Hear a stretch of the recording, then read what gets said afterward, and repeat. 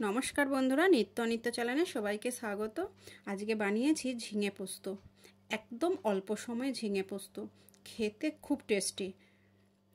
এটাই কিভাবে করছি একটু দেখতে থাকুন।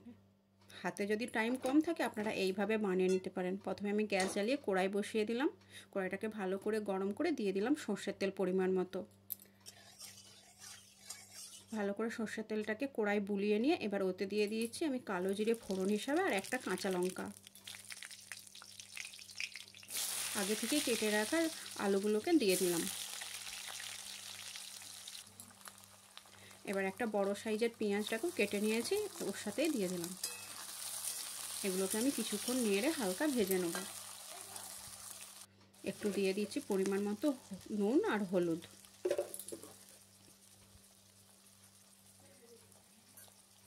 এইভাবে করলে সময় তো একবারেই অল্প, কিন্তু খেতেও খুব সুন্দর হয়।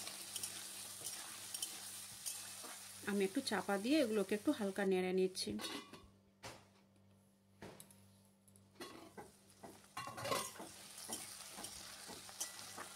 দেখুন আমি হালকা ভেজে নিয়েছি। এবার ওতে দিয়ে দিলাম পোস্ত বাটা আর কাঁচা লঙ্কা বাটা।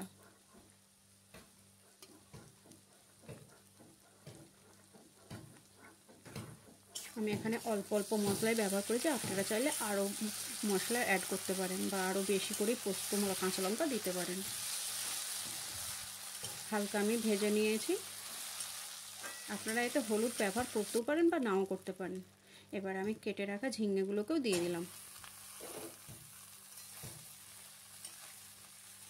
আমি এখানে ঝিঙেগুলোকে বিভিন্ন রকম শেপে কেটেছি।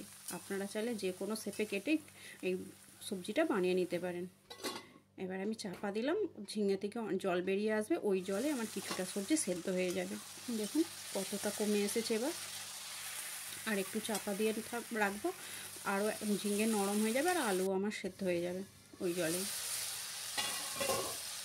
দেখুন একেবারে ঝিঙে জল ছেড়ে দিয়েছে আর আলুগুলো একেবারে সেদ্ধ হয়ে গেছে। তরকারি প্রায় সেদ্ধ হয়ে গেছে, তাই অল্প পরিমাণ এবার একটু জল দিয়ে আমি ফুটিয়ে নেব। একদম অল্পই জল দিলাম, যেহেতু আমার ঝিঙে আলু একেবারেই সেদ্ধ হয়ে গেছে। আমি এখানে আগে থেকে কিন্তু ঝিঙেকে নেড়ে রাখিনি। দেখুন আমার ঝিঙে পোস্ত রেডি, কত অল্প সময়ে। এবার আমি নামিয়ে নিচ্ছি। আপনারা কিভাবে ঝিঙে পোস্ত বানান কমেন্ট করে জানাবেন, আর এইভাবে একবার বানিয়ে দেখুন না কেমন হলো সেটাও জানাবেন।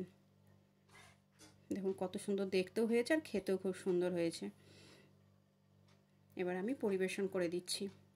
সাদা ভাত নিয়েছি, একটু অল্প করে স্যালাড দিয়ে দিচ্ছি।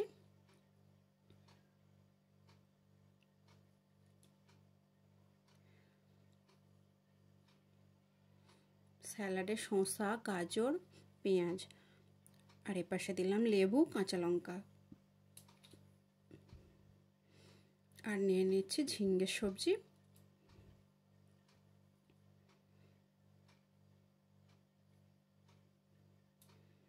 দেখুন এক সবজিতেই ভাত খাওয়া হয়ে যাবে। আর নিয়ে নিলাম টক দই। নিরামিষ দিনে আপনারা এইভাবে একবার বানিয়ে খেয়ে দেখুন।